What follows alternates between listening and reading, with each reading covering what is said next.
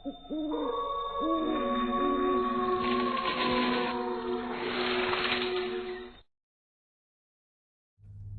कहानी एक छोटे से गांव की है, जिस गांव पर एक बुरी डायन का साया था। सभी गांव वाले उस डायन से परेशान हो चुके थे।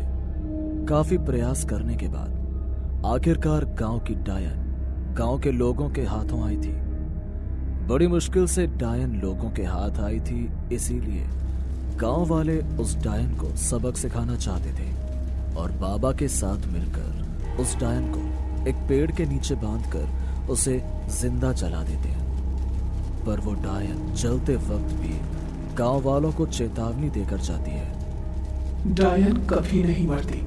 तुम्हें क्या लगता है मेरा साया इस गांव से खत्म हो जाएगा? मैं वापस आऊंगी और इस बार पहले से भी ताकतवर बनकर। ये मेरा अंत नहीं बल्कि काली शक्तियों का आरंभ है। डायन गांव वालों को चेतावनी देकर आग में जलकर राख हो जाती है, पर गांव वालों को उस टाइम उसकी बातों से जरा भी फर्क नहीं पड़ता, क्योंकि सभी गांव वालों को इस बात की खुशी थी कि उनके गांव से डायन का साया खत्म हुआ। इस बात को गुजरे 10 साल हो चुके थे। इन 10 साल में उस गांव में किसी के साथ बुरा नहीं हुआ और ना ही किसी ने उस डायन को देखा। उसी गांव में राम और उसका परिवार भी एक खुशहाल जीवन जी रहा था। राम 29 साल का हो चुका था, पर अब तक उसकी शादी नहीं हुई थी। अरे बहन, मुझे तो समझ ही नहीं आ रहा है आखिर मेरे राम की किस्मत में क्या लिखा है। उसका ब्याह नहीं हो रहा है। बहन, अगर तुम्हारे लाल का ब्याह नहीं हो रहा है तो किसी पंडित से उसकी कुंडली दिखाओ ना, ताकि पता चल सके कि क्या दोष है उसकी कुंडली में।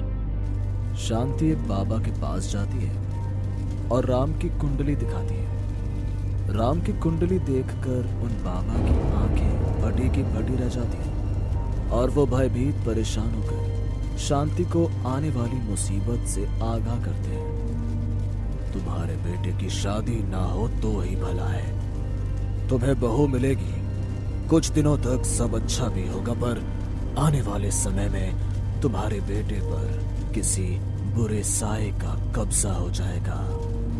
पर बाबा, हमारे गांव से तो उस वक्त का नामो निशान खत्म हो चुका है। बाबा, मुझे इसका उपाय बताएं ताकि मैं अपने बेटे को उस बुरी शक्ति से बचा सकूं। बहन, क्योंकि तुम्हारे बेटे पर अभी कोई मुसीबत नहीं आई है, इसलिए मैं कोई हल भी नहीं बता सकता। बस तुम मेरी बात को ध्यान रखना। बाबा की बात सुनकर शांति बहुत परेशान हो जाती है और इस बारे में अपने घर में चर्चा करती है। पर शांति का पति और राम दोनों ही इस बात को नजरअंदाज कर देते हैं। अब 6 महीने बीत जाते हैं और शांति के अंदर का डर भी खत्म हो जाता है और वो बाबा की कई बातों को भी भूल जाती है। देखते ही देखते 1 साल बीत जाता है और राम 30 साल का हो जाता है। आखिरकार इतनी मेहनत, इतनी लड़कियां ढूंढने के बाद मालती नाम की एक लड़की का रिश्ता आता है और शांति बिना कोई देरी करे अपने बेटे की शादी मालती से करवा देती है। एक रात जब राम ऑफिस से घर आता है तो उसे तेज बुखार होता है और वो बिना कुछ खाए ही सो जाता है। अगली सुबह जब राम उठता है तो उसका चेहरा नीला पड़ चुका था। राम को बीमार देखकर शांति को कुछ समझ नहीं आता और वो मालती से कहती है, बहू, तेरा ध्यान कहाँ रहता है? तेरे पति की इतनी तबीयत खराब है और तुझे पता भी नहीं चला। मेरे बेटे की तरफ देख, कैसे नीला पड़ गया है ये। माँ, मालती को कुछ मत कहो, वो भी प्रेग्नेंट है। अब वो अपना ख्याल रखेगी या मेरा? क्या बहू गर्भवती है और किसी ने मुझे बताया भी नहीं? माँ, मुझे भी कल रात को ही पता चला। मैंने सोचा कि सुबह होते ही खुशखबरी आपको सुना दूं, पर उससे पहले राम जी की तबीयत खराब हो गई। माँ जी, हमें पहले राम जी को अस्पताल लेकर जाना चाहिए। शांति बिना कोई देरी किए अपने बेटे को डॉक्टर के पास ले जाती है। राम को देखकर डॉक्टर को भी कुछ समझ नहीं आता कि आखिर राम को हुआ क्या है। वो एक ही दिन में राम के कई सारे टेस्ट कर लेता है, पर किसी भी टेस्ट में कोई बीमारी नहीं निकलती, जिससे शांति को राम को किसी दूसरे गांव के बड़े अस्पताल में ले जाने को कहता है। डॉक्टर के कहने पर शांति अपने बेटे और बहू के साथ शहर के बड़े से अस्पताल में जाती है, पर वहां भी राम की तबीयत में कोई सुधार नहीं आता। तबीयत इतनी ज्यादा बिगड़ जाती है कि राम का शरीर भी एकदम पतला दुबला हो जाता है। यहाँ तक कि अब राम की मानसिक स्थिति भी बिगड़ जाती है। पर तभी शांति को बाबा की बात याद आती है। सुनिए जी, मुझे लगता है हमारे बेटे को अब कोई भी डॉक्टर ठीक नहीं कर पाएगा। बाबा की कही सारी बातें सच हो रही हैं। हमें राम को बाबा के पास लेकर जाना चाहिए। शांति अपने पति के साथ राम को उसी बाबा के पास ले जाती है। राम को देखते ही बाबा के रोंगटे खड़े हो जाते हैं और वो शांति को चेतावनी देते हुए कहते हैं, कोई बहुत बुरा साया है तुम्हारे घर पर। जैसा मैंने कहा था, तुम इस साए से इतनी आसानी से पीछा नहीं छुड़ा पाओगी। अगर तुम चाहती हो कि तुम्हारे बेटे को कुछ ना हो तो अपने बेटे को खुद से दूर कर दो, और हाँ, उससे मिलने की भी कोशिश मत करना तब तक जब तक वो ठीक नहीं हो जाता। बाबा, ऐसा मत कहिए, कोई तो रास्ता होगा। आप तो सब देख लेते हैं, अपनी दिव्य दृष्टि से देखकर बताइए ना कि कौन है जिसने मेरे बेटे की ये हालत की है। वो बुरी शक्ति मेरी शक्ति से भी परे है।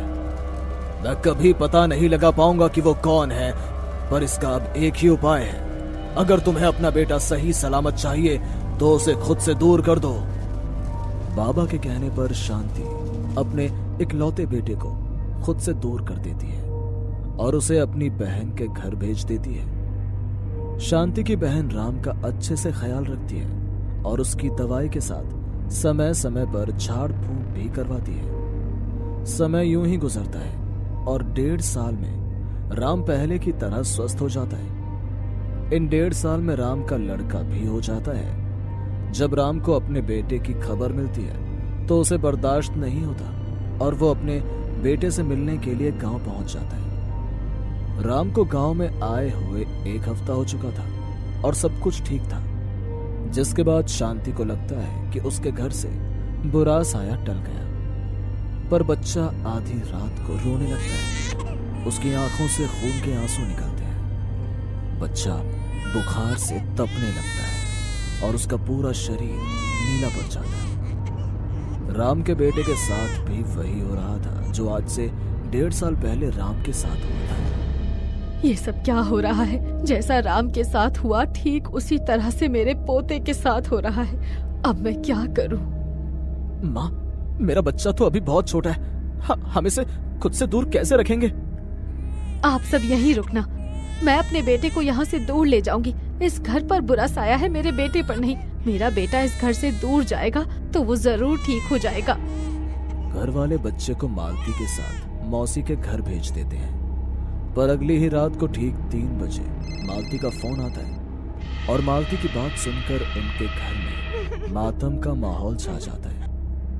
राम के बच्चे के खत्म होने के बाद मालती अपने बच्चे की लाश लेकर वापस आ जाती है, पर मालती वो लाश घर में किसी को नहीं देती और उसे अपने पास रखती है। सभी गांव वालों को लगता है कि शायद मालती को सदमा लग गया है बच्चे के खत्म होने का। पर रात को मालती अपने मरे हुए बच्चे को लेकर एक सुनसान जगह जाती है। शांति अपनी बहू को अपने पोते की लाश जंगल की ओर ले जाते देख हैरान हो जाती है।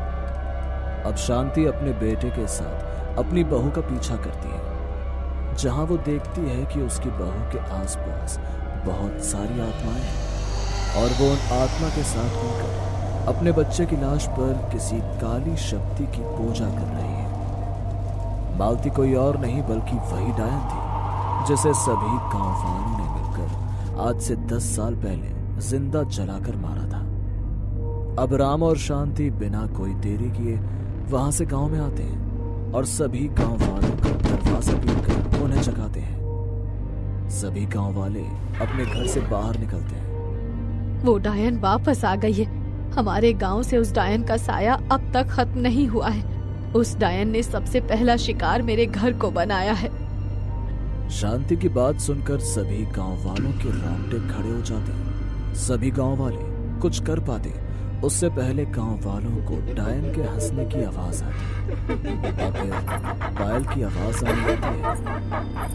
पायल की आवाज धीरे धीरे तेज होती है। सभी गांव वाले डरे सहमे एक साथ खड़े हो जाते हैं और तभी वो डायन सभी गांव वालों के सामने अपने खुले लंबे बाल लेकर आती है। उस डायन के पैर उल्टे थे और इस बार डायन पहले से भी ज्यादा ताकतवर और डरावनी थी। डायन हवा में उड़ने लगती है और अपने हाथों के नाखूनों को बड़ा कर लेती है और अपने नाखूनों से गांव के एक बच्चे पर हमला कर देती है। तुम गांव वालों ने क्या सोचा? तुम मुझे खत्म करके मुझसे पीछा छुड़ा लोगे? मैंने अपने बच्चे की बलि चढ़ाई है, अब मुझे कोई नहीं मार सकता। मैं पहले से भी ताकतवर हो गई हूँ। अब मैं इस गांव के हर बच्चे को खत्म करके अमर हो जाऊंगी। उसी समय गांव के बाबा वहां आ जाते हैं। हमारे गांव के बच्चे ही अब इस डायन का विनाश कर सकते हैं, इसीलिए ये डायन हमारे गांव के बच्चों को खत्म करना चाहती है। बच्चों, तुम उस डायन से डरना नहीं बल्कि लड़ना। अब तुम ही इस गांव को बचा सकते हो। तुम सबको मिलकर इस डायन के बाल काटने होंगे ताकि इसकी शक्तियां खत्म हो जाएं, क्योंकि एक डायन की शक्तियां उसकी चोटी में ही होती हैं और एक मासूम बच्चा ही उससे लड़ सकता है। बाबा, तुझे क्या लगता है ये मासूम बच्चे मेरा मुकाबला कर सकेंगे? हमें एक बार फिर से लड़ना होगा। मैं अपने पोते को खो चुकी हूँ। क्या तुम सब भी अपने बच्चों को खोना चाहते हो? एक बार फिर सभी गांव वाले एकजुट होते हैं। मासूम बच्चे डरते हैं और सभी बच्चे अपने हाथों में कैंची लेकर उस डायन की ओर बढ़ने लगते हैं। लेकिन वो डायन अपनी शक्तियों का इस्तेमाल कर बच्चों को ढेर कर देती है। लेकिन एक बार फिर बच्चे उठते हैं और डायन पर एक एक कर हमला करते हैं। ये देख डायन को बहुत गुस्सा आता है और वो एक बच्चे को गर्दन से पकड़कर दूर फेंक देती है। पर इसी बीच एक बच्चा पीछे से जाकर उस डायन की चोटी के कुछ बाल काट देता है और चोटी काटने के साथ ही डायन की शक्तियां खत्म हो जाती हैं और वो जोर से चिल्लाने लगती है। मैं फिर से आऊंगी। मेरा बदला अभी पूरा नहीं हुआ है। मैं फिर आऊंगी और इस बार किसी को नहीं छोड़ूंगी। वापस आऊंगी मैं। जिसके बाद एक एक करके सभी बच्चे उस डायन के बाल काटने लगते हैं और जैसे जैसे डायन के बाल कटते हैं वो डायन अंदर से जलने लगती है और कुछ ही देर में जलकर राख हो जाती है। और इस तरह से उस गांव से उस डायन का साया एक बार फिर खत्म हो जाता है। लेकिन क्या सच में डायन का साया खत्म हो चुका था? 21 बरस का सूरज हॉस्टल में रहकर पढ़ाई कर रहा था। छुट्टियों के लिए वह अपनी मां के पास आया हुआ था। आधी रात का समय था। बाहर मूसलाधार बारिश हो रही थी। दूर कहीं जंगलों से आती सियार और कुत्तों के रोने की आवाज से बदन में झुरझुरी सी दौड़ रही थी। सूरज अपने कमरे में लेटा करवटें बदल रहा था। अचानक उसका प्यास से गला सूखने लगा तो वह रसोई से पानी लाने के लिए कमरे से बाहर निकल गया। रसोई घर से वापस अपने कमरे में आते हुए उसने महसूस किया कि मां के कमरे के दरवाजे के नीचे से धुआं बाहर आ रहा है। सूरज ने चौंक कर पहले दीवार पर लगी घड़ी की तरफ देखा। घड़ी की सुइयां रात के 12 बजा रही थी। सूरज अब काफी परेशान हो गया था। वह समझ नहीं पा रहा था कि इतनी रात गए मां के कमरे से धुआं क्यों और कैसे निकल रहा है। अपनी शंका का समाधान करने के लिए वह मां के कमरे की ओर बढ़ने लगा।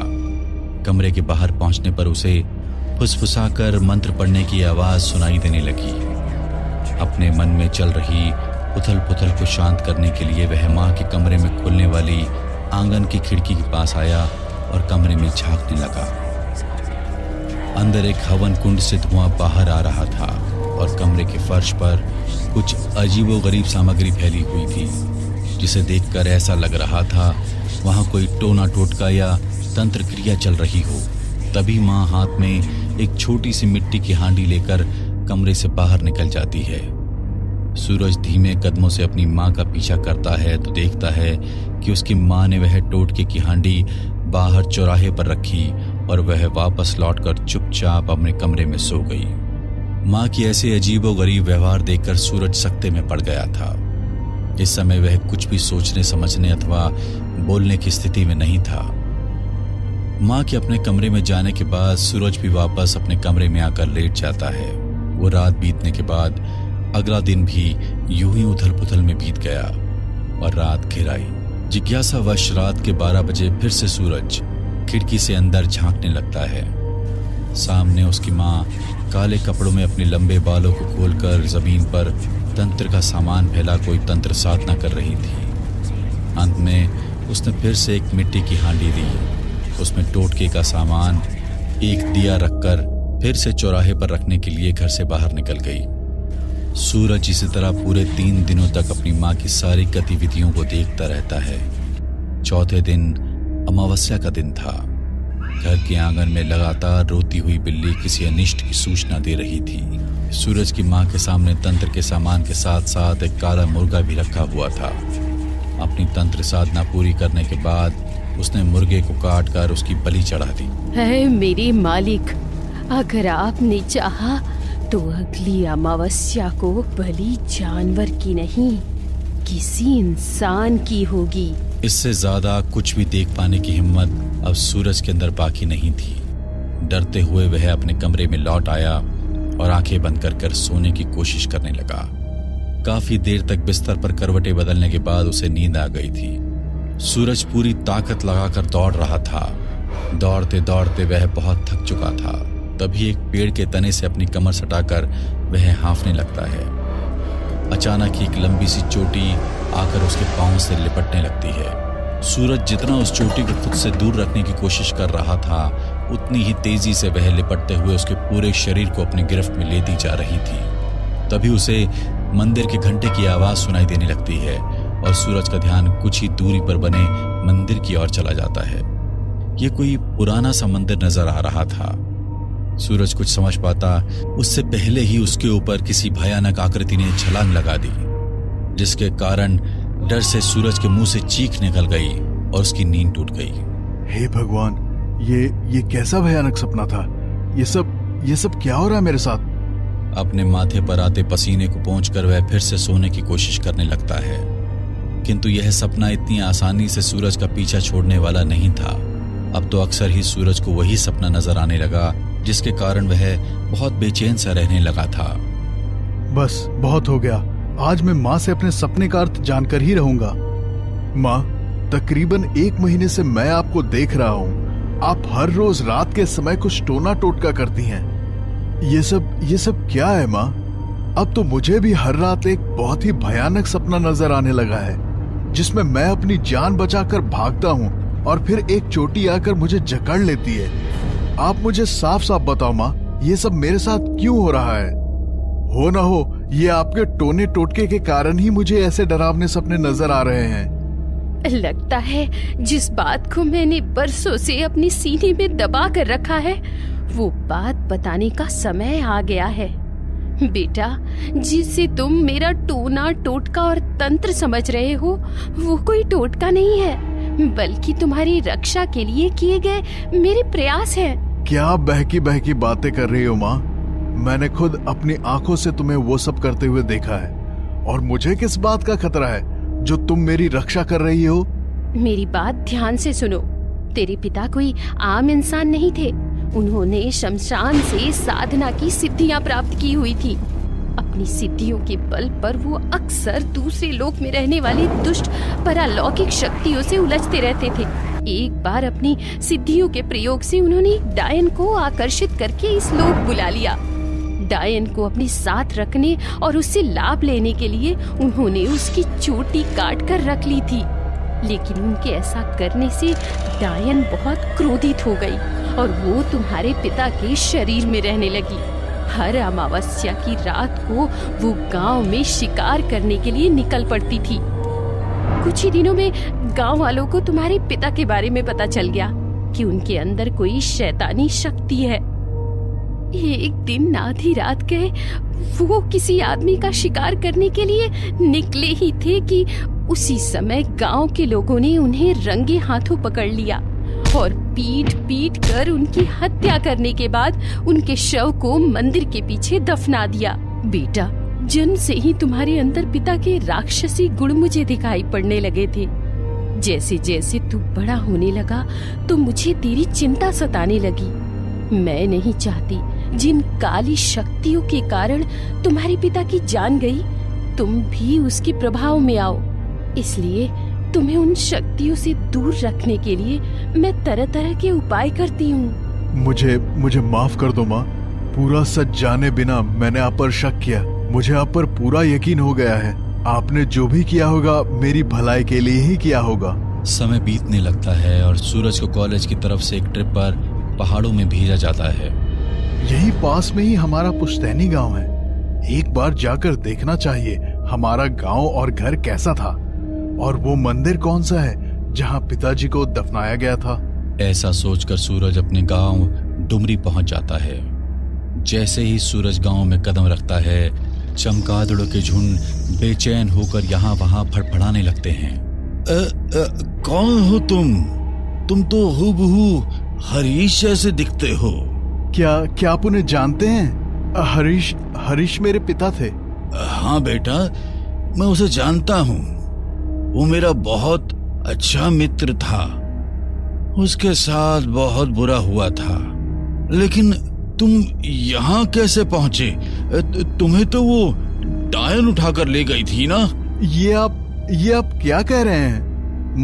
मुझे कोई डायन नहीं ले गई थी काका। मैं तो अपनी माँ के साथ रहता हूँ। नहीं बेटा, उस डायन ने तुम्हारे माँ, पापा और दादा दादी को खत्म कर दिया था और तुम्हें उठा कर ले गई थी। 15 बरस पहले की बात है। इस गांव के काली मंदिर में एक औरत रात के 12 बजे पूजा करने आती थी और माँ काली को अजीबो गरीब चीजें चढ़ाया करती थी। पूरे गांव में इस घटना के कारण सनसनी फैली हुई थी। कभी मंदिर में खून पड़ा मिलता था तो कभी हड्डियां दिखाई देती थी। तुम्हारे दादाजी गांव के सरपंच थे, इसलिए उन्होंने ये फैसला किया कि वे और उनके बेटे पूरी रात मंदिर में पहरा देंगे और पता लगाएंगे कि आखिर कौन ये सब कर रहा है। रात घिरी और रात के ठीक 12 बजे एक सुंदर स्त्री इस मंदिर के अंदर घुस गई। उसके हाथों में एक मानव खोपड़ी थी और उसकी लंबी चोटी जमीन पर लहरा रही थी। मंदिर के अंदर जाकर उसने अपनी तंत्र सामग्री वहां रखी और कुछ सिद्धि करने लगी। उस भयानक स्त्री को देखकर पहले तो सरपंच और हरीश भाई घबरा गए, लेकिन बाद में हिम्मत करके वे उसके सामने गए और गुस्से में उसकी चोटी काट दी। दरअसल वो एक जहरीली डायन थी। उस डायन की चोटी काटने का परिणाम यह हुआ कि अब वह तुम्हारे परिवार के पीछे पड़ गई थी। अमावस्या की रात उसने तुम्हारे घर में घुसकर तुम्हारे दादा दादी, पापा और माँ सबको मार डाला। अब तुम्हारे परिवार में बस तुम ही जीवित बचे थे, परंतु डायन कभी भी अवयस्क बालक की जान नहीं लेती, इसीलिए वो तुम्हें उठाकर अपने साथ ले गई थी। गांव वाले तो यही समझ रहे थे कि उस डायन ने अब तक तुम्हारी जान ले ली होगी। अब मुझे सब कुछ समझ में आ रहा है। जो माँ बनकर इतने सालों से मेरे साथ है वो मेरी माँ नहीं है। अमावस्या के दिन वो मेरी ही बलि देकर अपना बदला पूरा करने की योजना बना रही है। बेटा, उस डायन को खत्म करने का बस एक ही तरीका है। काली मंदिर से त्रिशूल लेकर तुम्हें ही उसका अंत करना होगा, नहीं तो वो तुम्हारा सर्वनाश कर देगी। काका की बात सुनकर सूरज को अब तक की सारी पहेली साफ साफ समझ आ गई थी। उसने काली मंदिर से त्रिशूल लेकर अपने पास रख लिया और घर लौट आया। रात के 12 बजे उसे फिर से माँ के कमरे से टोने टोटके और मंत्र पढ़ने की आवाजें सुनाई देने लगती है। उसकी माँ आंखें बंद करके किसी शैतानी साधना में मग्न थी। जैसे ही वह त्रिशूल लेकर डायन की ओर बढ़ा, डायन का शरीर हवा में ऊपर उठने लगा और देखते ही देखते वह भयानक शक्ल वाली एक डायन में बदल गई। डायन की लंबी चोटी अब जमीन को स्पर्श कर रही थी और उसका चेहरा बहुत ही भयानक नजर आ रहा था। डायन ने अपनी लंबी चोटी को हवा में ऊपर उछाला और वह चोटी आकर सूरज के पूरे शरीर को रस्सी की तरह जकड़ने लगी।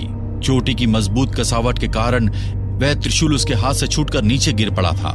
चोटी ने पूरी ताकत से उसे डायन की ओर खींचा और वह चोटी में जकड़े हुए ही जमीन पर गिर पड़ा।